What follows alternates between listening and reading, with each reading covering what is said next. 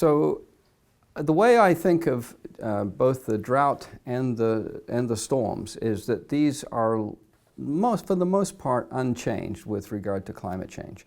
But once they occur, their impacts tend to be much greater than they used to be.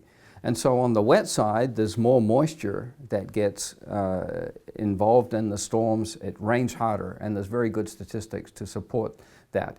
But in the case where you have dry conditions, strong, ridiculously resilient ridges being set up along the west coast, then things dry out a little quicker. There's a little bit of extra heat. You know, it's not a great deal, but it accumulates over time because there's no evaporative cooling. There's no moisture to take up this heat. And so things begin to dry out, and then once they've dried out, then heat begins to form, and you end up with heat waves.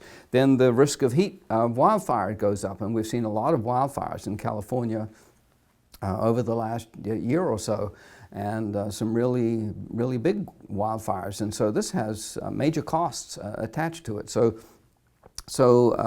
what one expects then is that the droughts set in a little quicker, they become more intense, they potentially are a little bit longer lasting because it takes a bit more to get rid of them. And once you've got a drought, the soil character tends to change, so that even if you do get some rains, the rains often don't soak into the soils. They tend to run off more readily. And so it takes quite a bit.